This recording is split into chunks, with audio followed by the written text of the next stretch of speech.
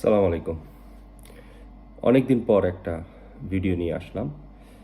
বেশ কিছুদিন ব্যস্ততার কারণে কথা বলার সুযোগ হয়নি। তো আবার ভাবলাম আজকে একটু কথা বলি। ইচ্ছে হচ্ছে আপনাদের সাথে একটু কথা বলি। আমার কথা আপনাদের সাথে।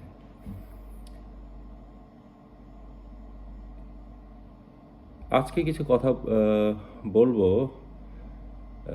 ক্রিকেটের থেকে একটু বেশি বলবো আমাদের যারা ক্রীড়া সাংবাদিক, যারা গত ২-২.৫ বছর ধরে বেশ ইউটিউবার বনে গেছেন। অ্যাকচুয়ালি সাংবাদিকতাটা মুখ্য না, এদের হয়ে গেছে এখন ইউটিউবিংটা মুখ্য।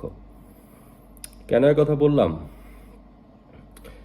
রাজনৈতিক বিষয় নিয়ে যেভাবে ইউটিউবাররা কন্টিনিউয়াসলি এটা সেটা বলছে, আপলোড করতেছে, মানে কোনো কিছুর যাচাই বাছাই নাই। একটা পয়েন্ট পাইলো ওটা নিয়েই সাথে সাথে অনলাইনে চলে এসে নিজেদের মন গড়া হোক, এটার সাথে ওটার সাথে জোড়াতালি মেরে হোক, যেভাবে হোক কথা বলে অনলাইন ইনকামের রাস্তা বের করতেছে বা পাবলিক অ্যাট্রাকশন ক্রিয়েট করে ভিউ বাড়াচ্ছে বা যেটাই হোক করতেছে। ঠিক এরকম হয়ে গেছে আমাদের এখনকার ক্রীড়া সাংবাদিকরা। খেয়াল করে দেখবেন যে তাদের সেই পলিটিক্যাল ইউটিউবারদের মতনই হয়ে গেছে। এটা কেন হলো না, ওটা কেন হয় না, এটা কেন এইভাবে হয়। মানে যেমন আমি আপনাদেরকে রিসেন্ট বাংলাদেশ এই ম্যাচটা খেললো নেদারল্যান্ডসের সাথে, এটা নিয়ে মানে প্রথম দিন এটা কেন আগে ব্যাটিং নিল না, আমরা ব্যাটিং করলাম না, তো পরের দিন কেন সাহস করে ব্যাটিং নিল না, তো পরশু দিন কি আমার মানে এক এক দিন এক এক কথা। জয়ের জন্য একটা দল খেলবে, সেটা যেভাবে ডিসিশন নিলে জয় আসবে সেই ডিসিশনটাই তো নিবে নাকি? সেই ডিসিশনই তো নিবে। একটা একটা টিম ভালো হোক মন্দ হোক, সে কিসের জন্য মাঠে নামে? এক হচ্ছে ভালো খেলা এবং ভালো খেলার সাথে জয়টা আনা। কারণ আপনি ভালো খেলে হেরে গেলে কিন্তু আলটিমেটলি তো আপনার সেটা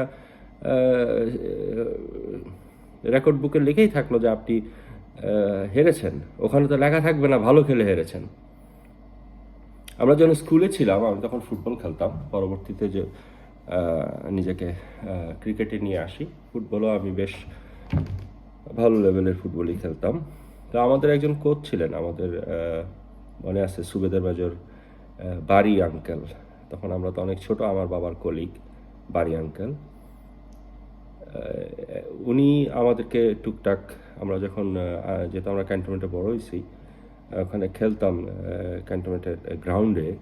তো উনি ওনাদের আর্মিতে স্পোর্টস শেষ হইতে ধরেন 4টা থেকে 5টার মধ্যে, আর 5টা ওনারা গ্রাউন্ড ছেড়ে দিলে পরে আমরা খেলতাম। তো বাড়ি আঙ্কাল থেকে যেতেন, থেকে আমাদের খেলা দেখতেন আর বিভিন্ন টুকটাক পরামর্শ দিতেন, এইভাবে খেলো ওইভাবে খেলো। তো আমরা ওনাকে মনে মনে কোচ মেনে নিয়েই ওনার পরামর্শ অনুযায়ী আমরা খেলতাম। তা একদিন আমরা খেললাম এক ওয়াবদা টিমের সাথে। মানে আমাদের স্কুল ফ্রেন্ডরাই, ওরা আমাদের স্কুল ফ্রেন্ডরাই ছিল। তো ওরা ওয়াবদা কলোনির ছেলে ফেলেছিল।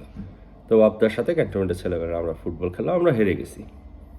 এর মূল কারণ হচ্ছে আমাদের টিম আসলে ভালো না। কারণ আর্মি ছেলেফেলেদের টিম হয় না অ্যাকচুয়ালি। কারণ আমাদের অনেক অব্লিগেশন আছে, আমরা ওইভাবে ডেডিকেটেড না। আর ওরা অনেক তাদের জনসংখ্যাও বেশি, সেই হিসাবে তাদের প্লেয়ারও বেশি। আমাদের জনসংখ্যা কম, এই হিসাবে যা পাইছি তা নিয়েই খেলছি। তো ওই দিন আমরা খুব ভালো খেলে হারছি। তো খেলা শেষ হওয়ার পরে হঠাৎ দেখি বাড়ি আঙ্কেল আসতেছে। তো আমরা ডাক দিচ্ছি, আঙ্কেল আঙ্কেল। তা আসছে, এসে বললো, কী হয়েছে রে? তাই আমি বললাম যে আজকে খুব ভালো খেলছি। কয় রেজাল্ট কি? কয় 2। কয় যদি হেরেই যাস তাহলে ভালো খেললি কীভাবে? তা আমি তখন 91-এর কথা বলতেছি। এটা আমার আজীবন মানে এই কথাটা বুকে গেঁথে গেছে। সেখান থেকে আমার বুকের গেঁথে যাওয়ার প্রেরণা যে ভালো খেলে তো কোনো লাভ নাই যদি তুমি জিততে না পারো। এবং সেখান থেকে আমার অ্যাটিটিউড অনেক চেঞ্জ হয়েছে খেলার প্রতি। আমার ভিশন, আমার অ্যাগ্রেসিভনেস, রেজাল্ট ওরিয়েন্টেড হওয়া, এইসব ওখান থেকে ওই একটা কথার উপরেই আমি অনেক মানে চেঞ্জ হয়ে গেছে আমার অ্যাটিটিউড, অ্যাগ্রেসিভমেন্ট, প্ল্যানিং, যে আলটিমেটলি না জিতলে তো ভালো খেলে কী লাভ। সো কেউ যদি বলে আমরা ভালো খেলতে যাই, যে বাংলাদেশ টিমের এটা একটা কমন ডায়লগ হয়ে গেছে, বিশেষ করে এক এক ক্যাপ্টেনের কিন্তু এক এক ধরনের বুঝ দেওয়ার ভাষা আছে। কেউ বলবে আমরা আমাদের টিম উইন করাটা মুখ্য, কেউ বলবে আমরা অ্যাজ এ টিম হিসাবে খেলাটা মুখ্য আমাদের, একজন বলবে আমরা ভালো খেলতে চাই। যেমন লিটনের এটা হচ্ছে একটা কমন কথা যে আমরা ভালো খেলতে চাই। ভালো ক্রিকেট মন্দ ক্রিকেট বলে কিছু নাই, রেকর্ড বুকে লেখা থাকবে আপনি কত রানে জিতছেন অথবা কত উইকেটে জিতছেন। তো ঠিক এরকম যখন লিটন খেলা শুরুর আগে বলতেছে যে আমরা আমরা আমাদের এশিয়া কাপের টার্গেটে আমরা কম্বিনেশনে, ও একটু সাবধানে কথা বলছে, মানে অ্যাকচুয়ালি টিম কম্বিনেশনের কারণে সে হয়তো ভাবছে যেহেতু নেদারল্যান্ড কিন্তু এত ছেলে খেলা টিম না ভাই, এরা এখানে ইংল্যান্ডের টিমে অস্ট্রেলিয়ার লিগে টিকে খেলে, এরা কিন্তু এত ছোটোখাটো প্লেয়ার না, সুঠাম দেহি এবং টি-20 জন্য মারাত্মক টিম। ভুলে গেছে না ওয়ার্ল্ড কাপে সাউথ আফ্রিকা এবং পাকিস্তানের মতন টিমকে হারায় ফেললো। সো লিটন একটু সাবধানে, যেহেতু আমরা এক্সপেরিমেন্টে যাবো এই জন্য একটু সাবধানে রেখে কথাটা বলছিল যে আমরা রেজাল্ট যেটাই হোক এটা হইতেই পারে, সেটারে ভয় পেয়ে গেছে, এই না সেই না। এবং পরের দিন যখন জিতলো, দুর্দান্ত জিতছে, এই জিতছে সেই জিতছে, পরের দিন যখন আবার জিতলো তাই এখন ব্যাটিং নিল না কেন। এই যে পলিটিক্যাল ইউটিউবারদের মতন ভিউ বাড়ানো আর লাইক কমেন্টসের জন্য এক এক দিন এক এক ধরনের কথা এই আমাদের ক্রীড়া সাংবাদিকরা বলতেছে, এগুলা মানে অসহ্য হয়ে গেছে আমার কাছে মনে হচ্ছে না, এগুলা কোনো মানে হয় না। এগুলা দলের মধ্যে কনফিউশন, কারণ এগুলা মিডিয়ার কথাবার্তা কিন্তু যে কোনো প্লেয়ার, ফুটবল প্লেয়ার হোক, ক্রিকেট প্লেয়ার হোক, টেনিস প্লেয়ার এদের উপরে পড়ে। এই জন্য অস্ট্রেলিয়া বা ইংল্যান্ডে অ্যাডভাইস করা হয়, যদিও এটা কোনো নিয়ম না, কিন্তু অ্যাডভাইস করা হয় যখনই কোনো খেলাকালীন সময় যাতে ওরা পত্রিকাটার থেকে না পড়ে, তাহলে এটা মাথা করে দেয়, তাদের অন্যদিকে ডাইভার্ট করে দেয়। তো আপনারা যে এই ধরনের কথাবার্তা বলেন এগুলার প্রেশারগুলো পড়ে। তো এগুলা আমার মনে হয় এগুলা বাদ দেওয়া উচিত। টিমের প্ল্যানিং, টেকনিক্যাল ইস্যুগুলো নিয়ে বেশি বেশি কথা বলা উচিত বলে আমি মনে করি। টেকনিক্যালটা বাদ দিয়ে ভাবাবেগের কথাবার্তা বলে মানে খালি আপনাদের এখন চেঞ্জ হয়ে গেছে মোটিভ। অ্যাকচুয়ালি আপনাদের মোটিভ হচ্ছে খালি to earn money, to earn view. এতটা প্রফেশনাল হওয়ার দরকার নেই। এতটা প্রফেশনাল হন, প্রফেশনালের জায়গায় নিজেকে নেওয়ার পরে কতটুক টেকনিক্যাল কথাবার্তা বলে যে 10-15 মিনিটের ভিডিওতে আপনারা বলেন। এই যে সামনে এশিয়া কাপ আসতেছে, এশিয়া কাপের কোনো দলের কোনো কিছু নিয়ে কোনো কথা বলছে যে নেদারল্যান্ডের সাথে এইভাবে খেলে আমরা আফগানিস্তানকে কিভাবে হ্যান্ডেল করব, হংকংকে কিভাবে হ্যান্ডেল করব? কোনো টেকনিক্যাল কথাবার্তা, কোনো ইনফরমেশন কিছু আছে? কিচ্ছু নেই, খালি ভাবাবেগের কথাবার্তা। তো এইগুলো আসলে আমি এইসব অনেকদিন ধরে ভাবতেছি যে এগুলো আসলে অ্যাভয়েড করা উচিত আমাদের, যেহেতু ওনারা প্রফেশনাল সাংবাদিক, ওনাদেরকে মানুষ চেনে। আমাকে তো চেনার প্রশ্নই আসে না এখনও। তো ওনাদেরকে যেহেতু চেনে, তো ওনাদের এইগুলা থেকে বের হয়ে আসা উচিত। এই প্রতিদিনে মানে পলিটিক্যাল ইউটিউবারদের মতন করে কথা বলা, এগুলো আমার কাছে মনে হয় কিছুটা বাদ দেওয়া উচিত। আর আরেকটা কথা খুব সংক্ষেপে বলি, ভিডিওটা বড় করতে চাচ্ছি না। সেটা হলো যে বারবার বলতেছে বাংলাদেশের ব্যাটিং হলো না, প্র্যাকটিস হলো না। আগে ব্যাটিং নিলে হয়তো প্র্যাকটিস হতো। কীভাবে হলো না ভাই? 130+ রান 13.3 ওভারে আপনি চেস করে ফেললেন।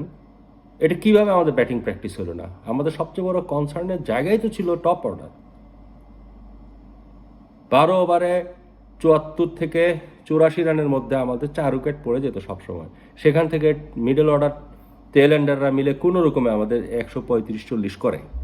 সেখানে আমাদের টপ অর্ডার 13 ওভারের মধ্যে খেলা শেষ করে দিছে। যদি ধরে নেন যে আমরা আগেই ব্যাটিং করতে গিয়ে 13 ওভারে 135 করলাম, তারপরে আমাদের টপ অর্ডার 3 জন যদি আউট হয়, এরপরে তো আমাদের টেল এন্ডাররা এটাকে যে কোনোভাবে আরও 40টা রান অ্যাড করতে পারবে মিনিমাম। হিসাবে আরও বেশি হওয়া উচিত, বাট আমি কমই তুললাম, তো আমাদের 170 হয়ে যায়। তো ভালো ব্যাটিং হলো না কিভাবে? অবশ্যই ভালো ব্যাটিং হয়েছে।